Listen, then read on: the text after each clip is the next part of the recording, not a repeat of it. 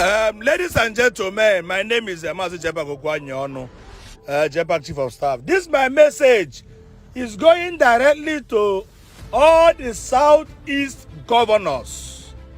It's going to all the Southeast senators, House of Rep, and so on and so forth. This place is Lagos State. Here we have Lagos. If I have Lagos, I tell you now, say, Aramagunu before. If care is not taken, one day again, Lagos State game, the beginning, Zoba Republic of Lagos State.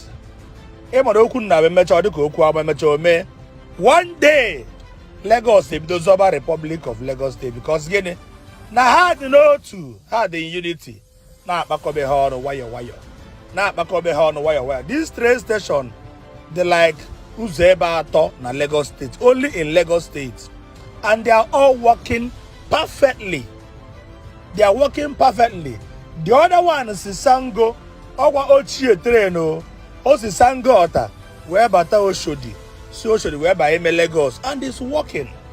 This one, see Marina, Lagos Island CMS, where Roma 2, and they are still extending it to Koko.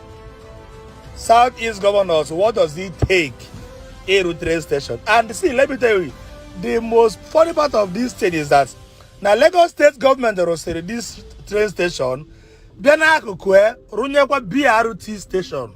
Yeah, BRT bus.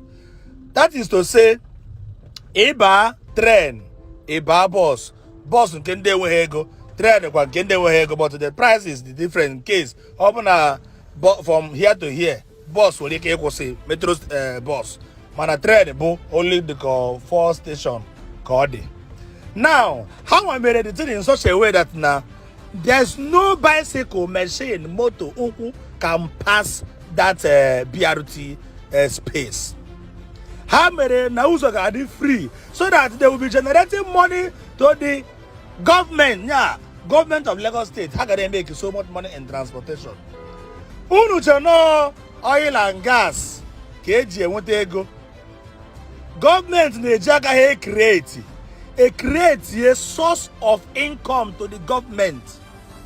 If you depend on natural resources in Abatanobodo, that means that state, that country cannot move forward.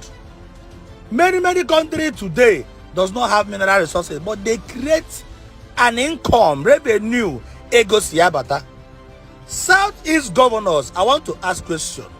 Unu may meeting.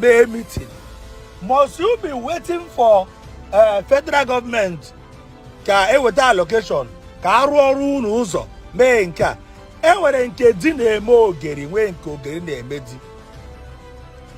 Dave Umahi, does he seek any federal approval before Oroba Airport, before Oroba all those beautiful places in Ebonyi, before beautify Ibaben, because he know fully well that now after he will grow old and his children will still come up. Can he legacy okay keep no here go to be Romo, no if I can do Romo, because now I see a woman making it on Aruku. Abasiegu Olaruku. That is why Emenuman has still give upload for Governor Dave Umahi. Now, the current governor Governor Alex Oti of Abia State, he is doing wonderfully well. Now, what happens to Governor of Enugu State? What happens to Governor of Anambra State and Imo State? Or source of grammar, Oyibo. Go to the house. We're afraid of Wi-Fi. This is free Wi-Fi available. If I a log go in with your card.